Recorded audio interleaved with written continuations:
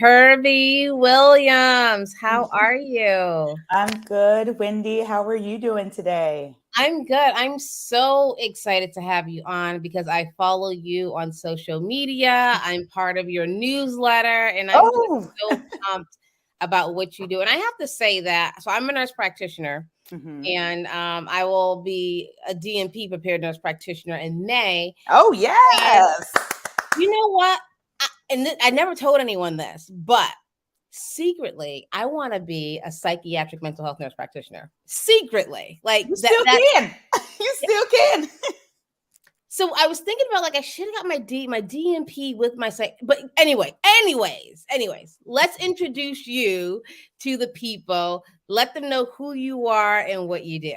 Awesome. So I am Kirby Williams. I am an advanced practice nurse with a psych mental health specialty certification. I have been a psych mental health nurse practitioner since 2011. So I am coming up on my 12-year anniversary of being a psych NP.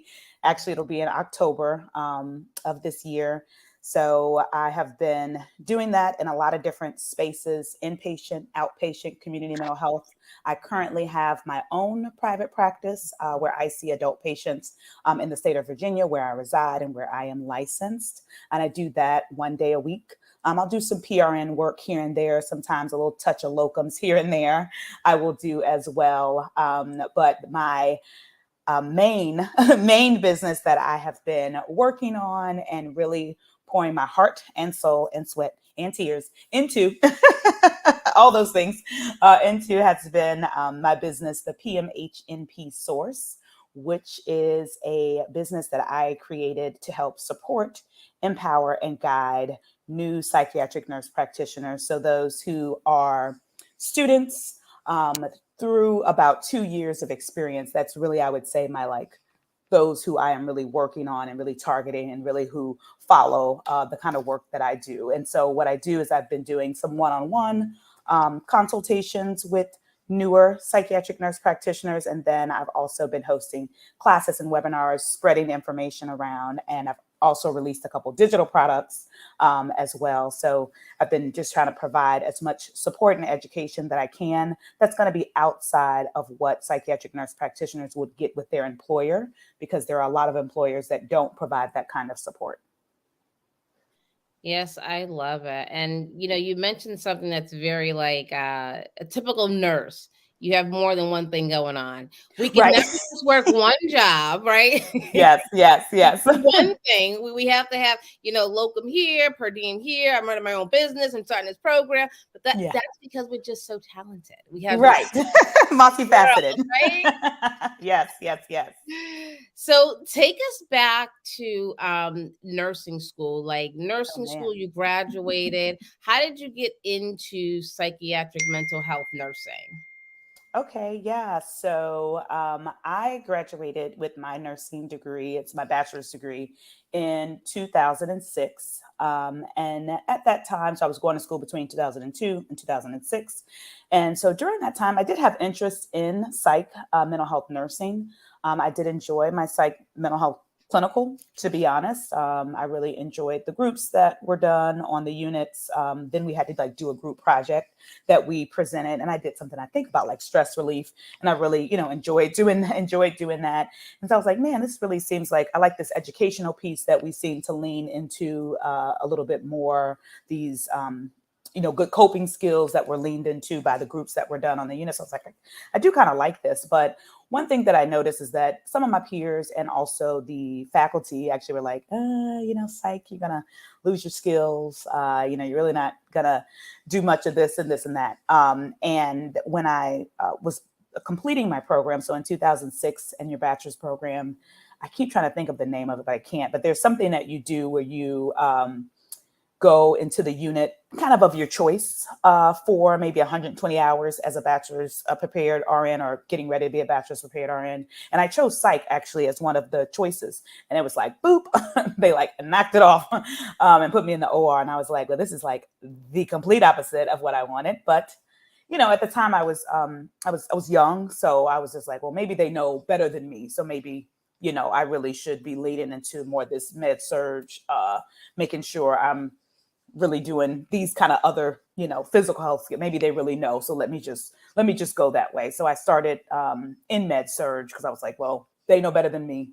Maybe psych is, not the thing that nurses should do. So I'll just go into med surge. But I still found a tugging to that, like, I really, like what I did that clinical. I really didn't get to like explore what that would be like.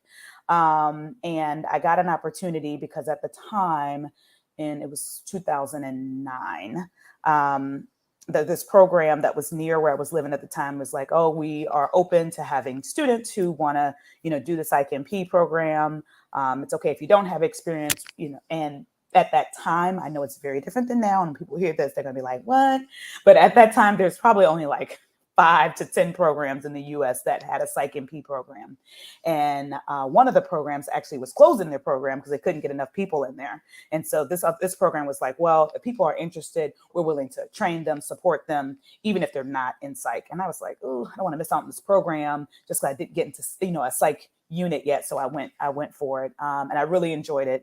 I had the best clinical practical experiences probably in my life, really doing this master's program. I really work with some very amazing PsycMPs, and I'm still in touch with them from that long time ago, from over a decade ago. They've since retired, but still keep in touch with them. But it had such a great experience, and I've been in psych ever since, and I have never looked back. Never looked back. I love it, and you said something so key and so common in our profession. When you're in school and you're like, oh, I want to do this, like, oh no, you got to do med surge first. And I think it's so important, like you said, when you feel that tug, do it. Because even now you're a psych NP, if you want to go back and do medicine, you still have those skills and you can still do it. So I always tell students too that, if you want to do psych, you want to do oncology right out of school, do it. Go ahead. Like, why not? Right. Don't feel like you're pigeonholed into med surge. That's what everyone encouraged. But I love that. So you knew from in your heart that's what you wanted to definitely do, and you went with that. Yeah. I knew what I wanted to pursue, and I was like, let me just do this because I listened to them for the 3 years. I did the way you wanted it for 3 years. Right, so let me do it my way now. Yes. No, I love that. And what kind of things did you experience in school that you are kind of helping or guiding current student psychiatric mental health nurse practitioners through? Like, what were some of your experiences that your program or your organization kind of helped them through? Gotcha. So one of it is really being optimistic and open-minded about the PsycMP degree and then what you can do with it. I know that a lot of times people may be told like, okay, you get your PsycMP, you're going to be prescribing medicine and that's it. That doesn't have to be it. Now, for some jobs, that may be, it just depends what jobs you're at. For some places that might be, but it's definitely not all there is. And the director of the program where I went to the University of Virginia in Charlottesville, Virginia, where I went. She was just very open to so many different things you could do and so many places that this degree and your expertise could take you, whether it was, because she did a lot of actually counseling and therapy. She did very little of the medication management, and that's just how her combination for her went. There were other people who did a lot of teaching. There were others who worked in like consulting roles and things like that. And they still did some work. So I try to really introduce like all the different pathways and let people know it is possible, even if you don't hear the large majority of people going that way. It doesn't mean it's not available. Another thing that I really try to bring when I'm working with, I call them my mentees. When I'm working with my mentees is that we, really try to bring all the resources. There's a lot of resources that I still use from school today. I mean, a lot of people use it, but it's Hippocrates. So when I started my program in 2009, I feel like it just came out because they were like, you got to get Hippocrates on your, I didn't even have an iPhone then, your whatever it was. You got to get Hippocrates on it because we're going to be using it. And it was like the new thing. And I still use it today for clinical practice. So, there's a lot of resources that I got from even some of my clinical experiences that I use, that I got from I've tweaked them a little bit and updated them some, but some that I've got from my preceptors that I still use today, that I still refer to, that I still share with students or new psych NPs who work with me, that I still kind of provide that information. And so I want to continue to be able to do that, because I know in some spaces they may not be getting that information. They may not be getting those opportunities about like what else you can do with your degree. It's not just, like I said, prescribing medication. So really providing that information, providing that support. And I know, sadly, and unfortunately, a lot of jobs are not providing that support also. There are some jobs that do, but not a lot of them. Yeah, no, that's really good. And I think for now, I'm seeing, as I'm a nurse practitioner, a seasoned nurse practitioner, a lot of individuals like yourself who have programs and resources for students. When I was a student, I don't remember anyone who's I can help you.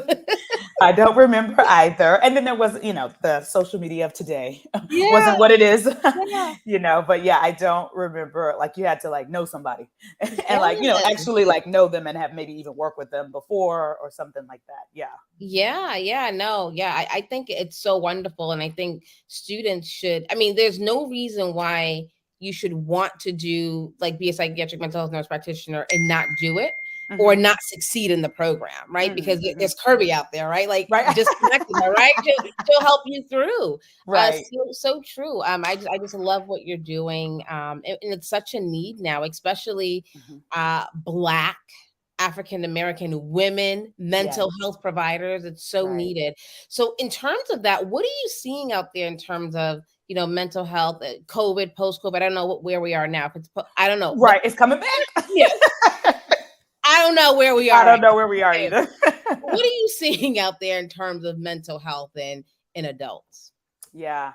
So, I mean, it's been very tough for a lot of people, from maybe job loss, job changes, from maybe even housing loss or changes, and that as well. And then losses, like actual losses of family members, friends, and that is, loss from the physical self. But then also, had to be apart also. And then there's just some kind of losses of relationships, even if the person is still alive, the relationship just still isn't the same, because for 2 years separate, there's a lot of separation and things like that. So I have seen a lot of, depression, and people who have maybe never felt this significant level of depression before. They're adults, so they never had this level of depression. And then I'm seeing, I would say, even persons who noted some changes. It would have been before I would have worked with them, but noticed some changes maybe for those who were 16, 17 when 2020 occurred. And so now they are of age that I can treat them.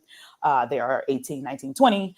And so noticing that too, that there's more of persons who were like in high school when it's like, coming of age, high school, you're planning to go to, college and go away, but then they didn't, for a period of time, or maybe they just decided to change altogether, or maybe they decided, well, I'm just going to do it online forever. And so then they haven't yet gotten away. So there's some things that they feel like they lost, or weren't able to tap into because and due to COVID. And also just some relationships they weren't able to build either. Because that's, when we think about it, I think most of my friendships are in adulthood are from persons I knew in college and afterwards. And if you don't have that, then it's like they feel like they might not have any friendships. And so like learning to build those kinds of friendships as well. And I think that's one thing COVID taught us, is the importance of relationships and Mm-hmm. community. I don't think as people we really give it that much of importance, but I think Mm-hmm. it can lead to a lot of mental health issues. Like, I'm sure Mm-hmm. you read, what is that? Loneliness. There was a big piece on loneliness and how it's Mm-hmm. really impacting mental health. Like, my mom, she lived by herself, elderly, and I was saying loneliness is really killing her. Right, Mm-hmm. just Mm-hmm. because she's used to having her kids around, but that and I think what you're saying too, like these students who were in high school and now they're not going to have the opportunity Mm-hmm. Mm-hmm. to, develop these relationships. Even for me, my, close friends came from high school, college, but I mean, Right. your adulthood friends is kind of, you find them in college, but Mm-hmm. it's so important, relationships. Yeah. I think we understand the importance of it. So I do a lot on stress management, emotional intelligence, but that's it. Mm-hmm. It's how do Yeah. you create the relationship and maintain the relationship? Mm-hmm. Mm-hmm. Mm-hmm. That is so important. Yeah, and how do you start? Yeah, right. How do you start building those? And so Mhm.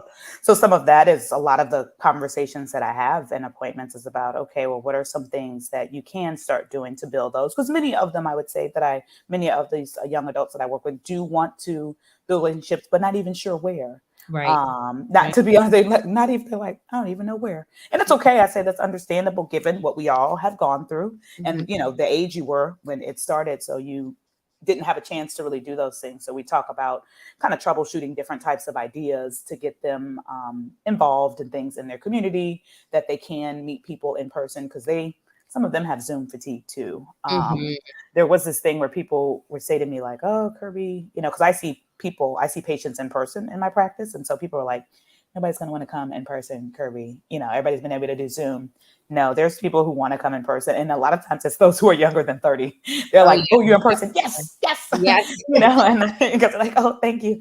They're happy to come to the office. They're like happy to get, because they already work from home, maybe, so they're happy to get out of their home and they have a reason to do things. So just talk about, how they can tap into more of that and other opportunities, not just, coming to my office, but other opportunities that are around. Yeah, no, I love that. I love that. Yes, it's society. Like it's trying to like, and you're talking about just regular relationships, but like romantic relationships, that's a whole nother thing. Like, Right, right, right. I'm talking about regular. Yeah, I'm just talking about friendships or meeting people that could be your friends. Yeah. yes, yes, yeah. So important the work that you're doing and the people you're mentoring. And I want you to talk to us a little bit about your group mentorship that is Yeah. open for people to kind of, tap into that relationships community again. Yep, Very, relationships right yeah. there. So I have a mentorship program called the PMHNP Liftoff. So this is a program for psychiatric nurse practitioner students who are in their last semester. It is for new grad psych MPs all the way up to those who have about 2 years experience, so still in that novice phase. So it is open to those persons who meet that criteria, and it provides a community where you're able to come into, I call it a safe space, but come into a safe and an optimistic place where you can share your fears, your frustrations, your concerns about starting your career. You are going to get mentorship, you're going to get coaching, you're going to get advisement on what to do, like if there are certain job opportunities or potential job contracts that are coming up, you're going to have someone who's experienced who you can reach out to and speak to. There's going to be a private way that we can have conversations similar to like a Facebook group, but it's on a private community where you can ask different questions and get that advisement kind of right then and there. And then we are meeting once a week for this 10-week program. We're meeting once a week to go over a lot of case studies we do. So half of the meeting is case studies, and then the other half of the meeting I call like open forum. So if anybody has questions from anything they saw in clinical or anything they've been seeing in practice, they can bring it up there and we'll talk about it. We'll talk about it together. You'll have, again, a safe space to talk about, because one thing I've noticed as I've worked with mentees one-on-one that they told me about, which is really sad, even though like I know what happens, it still is sad and frustrating, is that they would ask questions to some persons in there wherever they were employed. Won't say who they were, but they asked persons wherever they were employed, they asked for help. And people would kind of say things to them in a condescending way. Mm, And so then they didn't want to ask for help. yeah. And I know that's not good either. You're starting out new in a new career field as a new provider, because maybe you were already in mental health before, but as a RN and now you're moving to a nurse practitioner, you need the help. But you also want to feel like when you do ask, you're not going to be like, why don't you know that? Like, so you don't want someone who's going to do that. So you want to come into a space where you can, that someone's going to say, okay, well, let's talk about it together. Let's figure out a plan. Let's make a couple plans, make a plan A, B, and C. And if that doesn't work, we're going to meet again next week anyway. So you can tell us, you can bring it back and we can make a plan D, E, F if you need to, but they can come into this space and have that kind of community. And it's going to be like-minded people. So other nurse practitioners and other psychiatric nurse practitioners, and psych NP students who are almost finished. So going to be people who've probably seen some of the same things and be able to give their insights as well. And I think that's important too, being in a place where it's not just like myself, who is you said it earlier, a seasoned nurse practitioner, but it's also persons who are in your same season. And I think that helps as well because you don't feel alone, because some of these psychiatric nurse practitioners are working in places where maybe they're the only psychiatric nurse Oh, practitioner. yeah. And so Yep. they're like, ugh. They do feel alone in that, or they may not, because of COVID and how they've been going to school, then they may not know other psych nurse practitioners in their community, even though they're present, even though they're there. Yes. Yes. And how can people find out more about the program?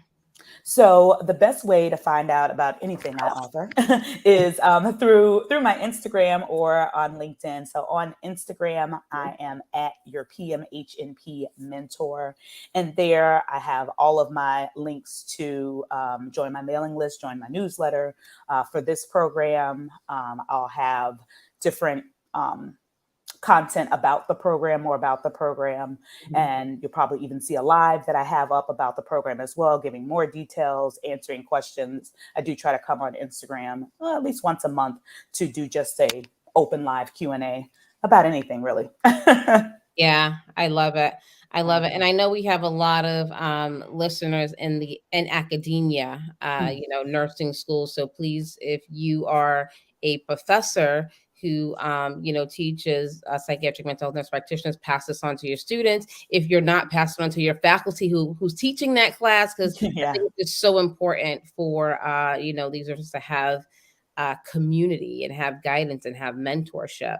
Because at the end of the day, it's really to impact the world. And, I talk about this a lot on my platform about nursing school is just so stressful. It's so stressful, and it really doesn't have to be. So, if you are developing this community to help people through, I think, it'll be service to the students to, let them know about this opportunity. So please share. Yes. Because if it was me, I'd want to know. Yeah. I was looking for it when I was, leaving my program, and it was nowhere. There was nothing to be found. So I'm sure that they would be, like I said, open to it, having the information, and then just having further education, because I taught in academia as well. So I'm going to continue to teach in that group mentorship program as well. There'll be lectures in there about complex clinical case issues that come up in clinical practice, because everything is not like the book, as I'm sure you know, Wendy. Everything is not like the book. When you go out and work with people, you're like, oh, okay, hold on.